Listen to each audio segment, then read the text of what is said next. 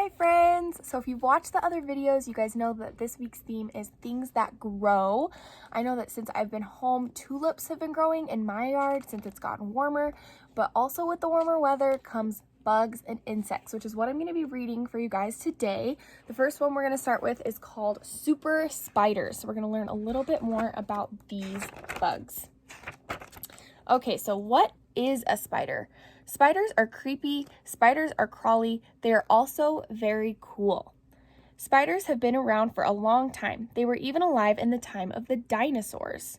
Spiders belong to an animal group called arachnids.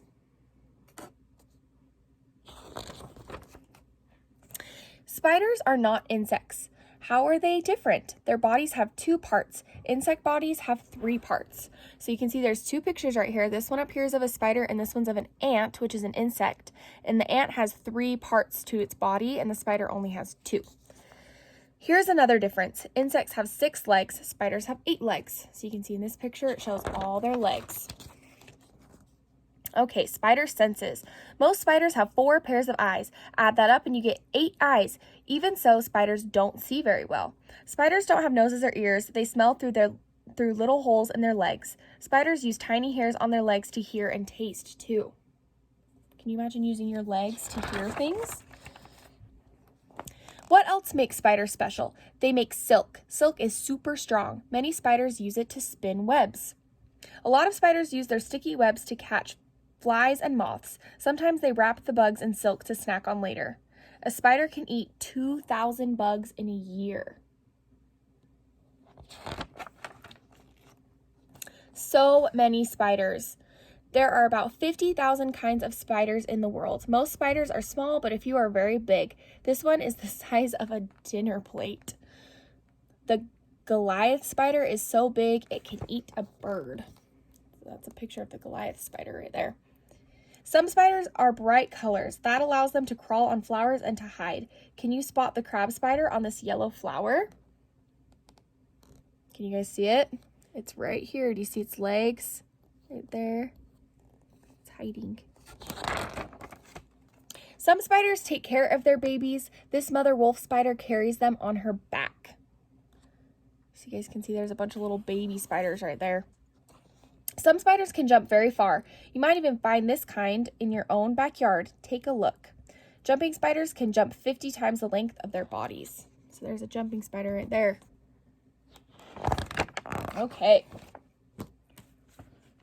Next, we're going to do colors of insects. All right. More than half of all animal species on Earth are insects. Look at them closely. You'll see amazing things like big round eyes and glow-in-the-dark bellies, sharp pinchers, see-through wings, hairy legs, and glossy shells. And their colors are out of this world. Black and yellow bumblebees have an important job. When they land on a flower, powdery pollen sticks to their feet. Bumblebees track the pollen from the flower to flower. The pollen helps plants to make new plants. Shiny purple tiger beetles are small but fast. They are half an inch long. They can run 54 times their body length in just 1 second. No person can run 54 times his body length in 1 second. Not even close. It's really fast. Farmers love red and black ladybugs. These hungry beetles eat bugs that eat crops. Scientists believe that their bright colors warn animals that ladybugs taste awful. Ladybugs also leak bad-tasting juice from their legs. What other bug would want to taste that?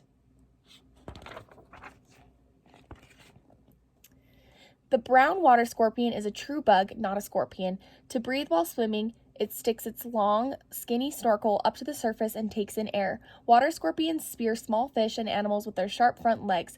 Those legs are so sharp they can even stab human toes. This blue morpho butterfly isn't really blue. Its wings have brown, not blue pigment, but tiny scales on the wings reflect light. That makes the wings look blue. Armies are studying morpho butterflies. They hope to learn how to make better camouflage for soldiers. Okay. Big black dung beetles eat one thing: poop. Dung is another word for poop. Most dung beetles shape brown dung into a large ball. Then they bury it for a tasty treat later. Some dung beetles can grow more than 6 inches long.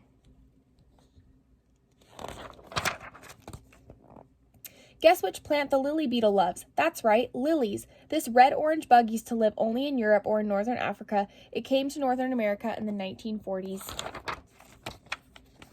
Have you ever seen a pink bug? Most long-winged katydids sport green bodies, but surprise, sometimes they are tan or pink. Katydids scrape their wings together to make music. Part of their bug song is too high-pitched for humans to hear. What is this bug doing? Some people think it looks like it's praying. That's why it's called a praying mantis. It has a cool green leafy looking body that helps it hide while it hunts moths, grasshoppers, and other insects. It will even eat other praying mantids. Monarch butterflies sport flashy orange and black wings. Those bright wings warn birds that monarchs taste icky. Monarchs fly south to Mexico and Southern California every winter. They flutter up to 3,000 miles. That's longer than any other butterfly migration. Tiny white flies are only 1/16 of an inch. In fact, 12 white flies could stand end to end across a single penny. But these tiny bugs can do lots of harm to plants. Little nibbles really add up. This gorgeous blue damselfly looks a lot like a dragonfly, but see how its wings lie close to its body while it rests? A dragonfly's wings almost always stick out sideways.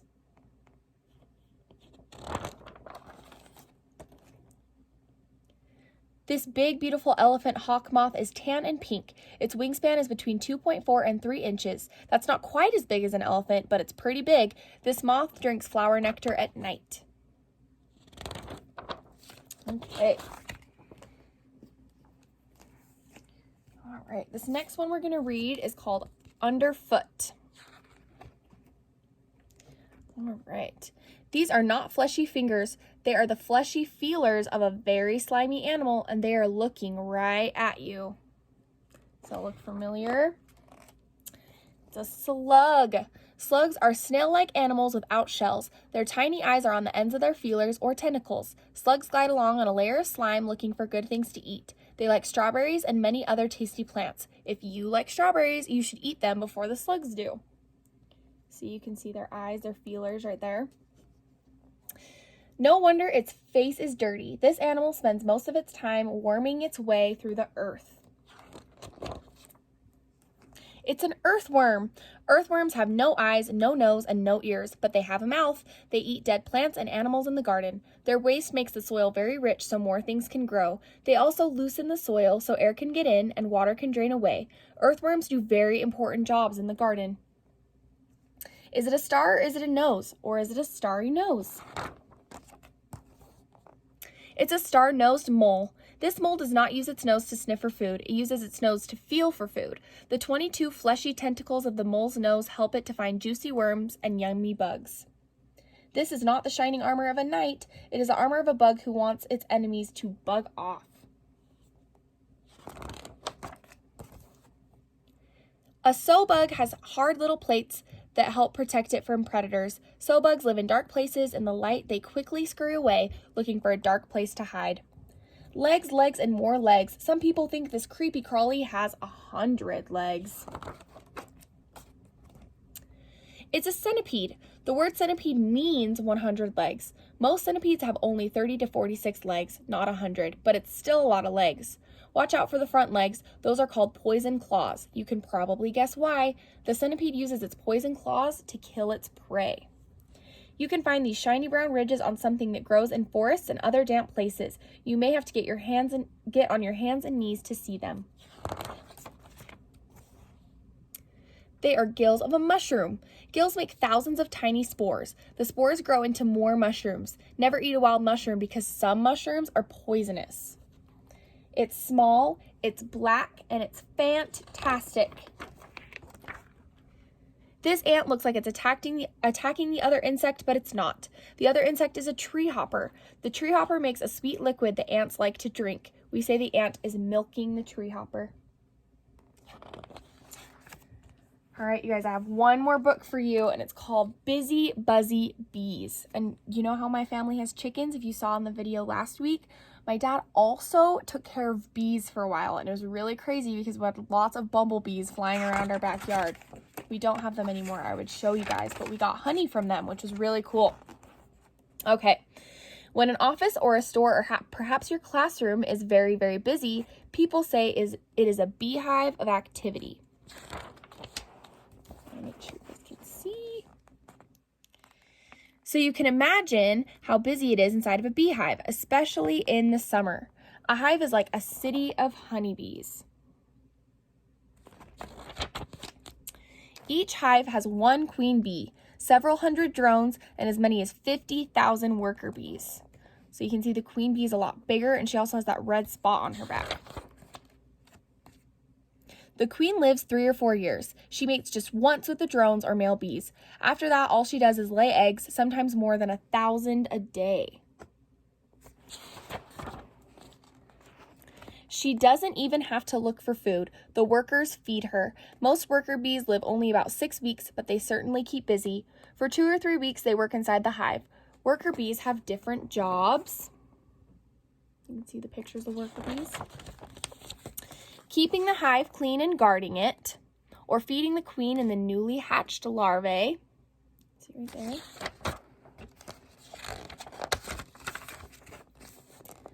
Or adding new cells to the honeycomb. Worker bees build the cells out of wax, which comes from their own bodies. Finally, they leave the hive and fly out into the fields to look for flowers. Bees are attracted to blue, purple, or yellow flowers that smell sweet. Not red ones so much, because bees can't recognize the color red.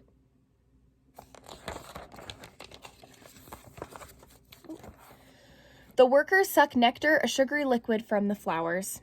While a bee is gathering nectar, a powder called pollen sticks to her legs and body. So you can see it's getting all fuzzy with the pollen. Some of it comes off when the bee visits the next flower. By carrying pollen from one flower to another, bees help the flowers produce seeds. New plants or flowers grow from the seeds. The worker bees bring nectar back to the food store bees at the hive. Those bees deposit it in the cells of the honeycomb, where it turns into honey. When a bee returns to the hive, she sometimes seems to start dancing. The dance is really the bee's way of telling the other bees that she has found a good place for gathering nectar or pollen and where that nectar or pollen is. People known as beekeepers set up boxes for the bees to use as hives. The beekeepers collect honey and wax from the hives. So you can see he's right there. My dad had a whole outfit like that he would use when he would go out and get the honey so that he didn't get stung by the bees. And it covers all of your body and your face so that you're protected. Honeybees aren't the only kind of bees. There are other bees that don't live in hives and bees that don't sting. But honeybees have 2 special gifts for us. We can thank them for giving us honey and for helping flowers grow. As for bee stings, no thanks. Okay, you guys, that's all I have for you this week. I miss you all so much, and I hope you're having so much fun at home. Miss Aubrey made one of these videos too, so if you haven't watched that, make sure to go and check it out, and I'll see you guys next time.